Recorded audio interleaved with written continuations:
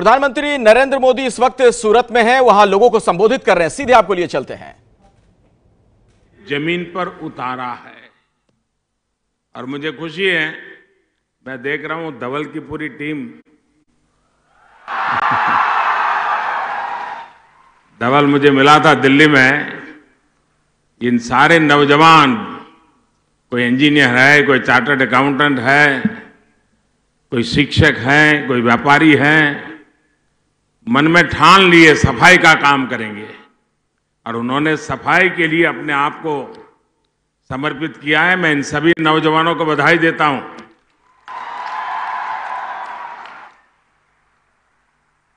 आज हीरे और कपड़े के साथ साथ अनेक छोटे छोटे उद्योगों से मेक इन इंडिया को यह शहर सशक्त कर रहा है। साथियों, सूरत की स्पिरिट को और मजबूती देने के लिए आज सैकड़ों करोड़ रुपए के प्रोजेक्ट्स का उद्घाटन और शिलान्यास किया गया है।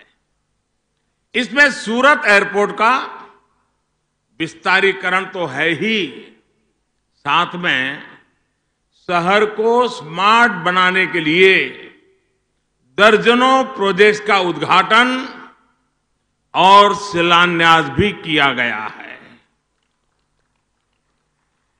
विकास से जुड़े इन सभी प्रोजेक्ट्स के लिए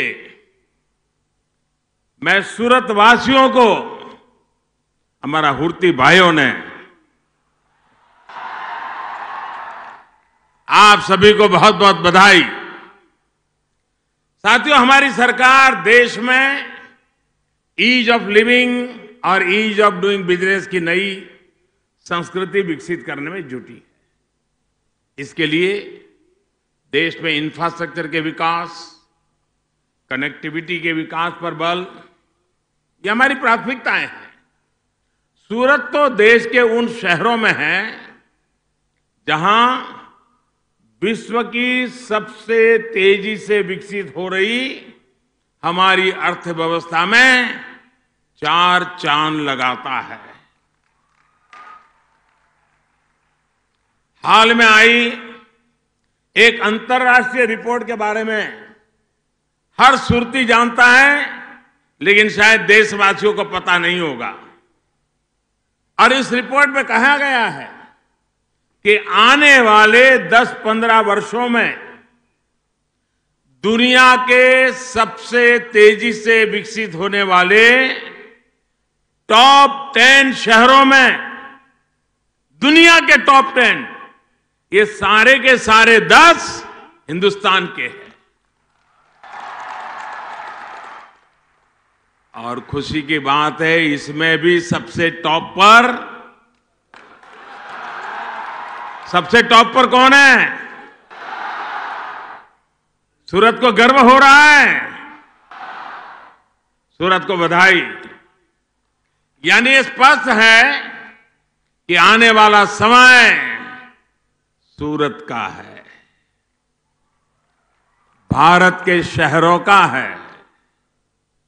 ये सिर्फ भारत ही नहीं, पूरी दुनिया की आर्थिक गतिविधियों के सेंटर होने वाले हैं। यहां दुनिया भर से निवेश होने वाला है, व्यापार और कारोबार कई गुना बढ़ने वाला है, लाखों युवा साथियों को रोजगार के अवसर बनने वाले हैं। साथियों, जब दुनिया भारत के शहरों को लेकर इतनी आशावादी है, तो ये हमारा दायित्व है कि इन शहरों को वर्तमान के साथ साथ भविष्य के लिए तैयार किए जाए।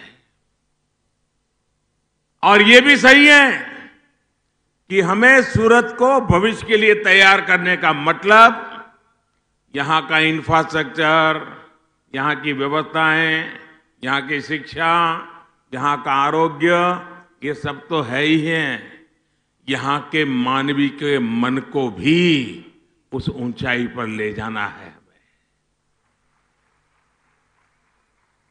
और इसी सोच के साथ देश भर में हर प्रकार की कनेक्टिविटी को एक के बाद प्रोजेक्ट हम लगाए चले जा रहे हैं। सूरत का ये एयरपोर्ट अभी गुजरात का तीसरा बड़ा एयरपोर्ट यानी व्यस्त एयरपोर्ट बन गया है।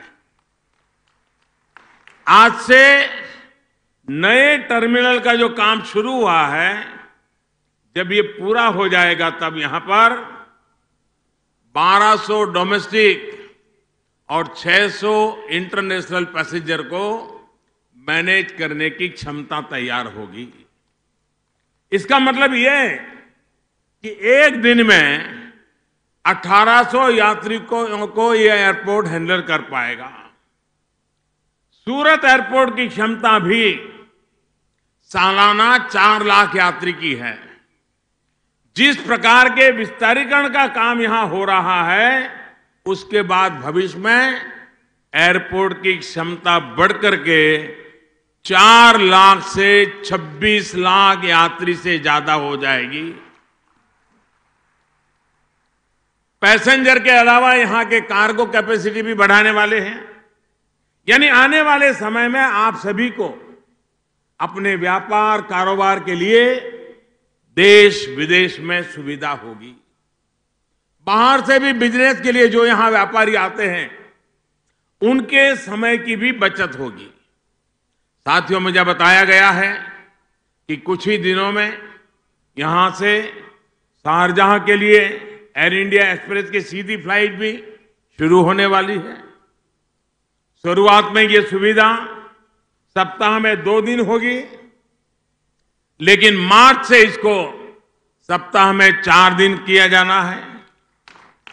इस फ्लाइट से आप सभी को व्यापार की दृष्टि से भी बहुत मदद मिलने वाली है। इसके लिए भी मैं आपको बधाई और शुभकामनाएं देता हूं।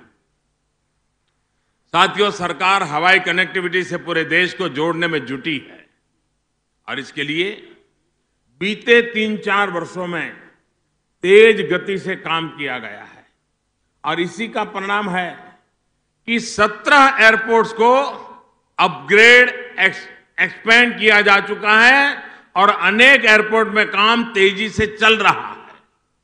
सरकार का लक्ष्य है कि अगले 4 वर्षों में देश भर के 50 ऐसे एयरपोर्ट्स को विकसित किया जाए जो या तो अभी सेवा में नहीं है या फिर बहुत कम उपयोग में लाए जा रहे हैं। तो महीने भर में प्रधानमंत्री का गुजरात का ये दूसरा दौरा, और आपको बता दें कि नमक सत्याग्रह राष्ट्रीय स्मारक का भी वो आज उद्घाटन करेंगे। ये है एबीपी न्यूज़, आपको रखे आगे।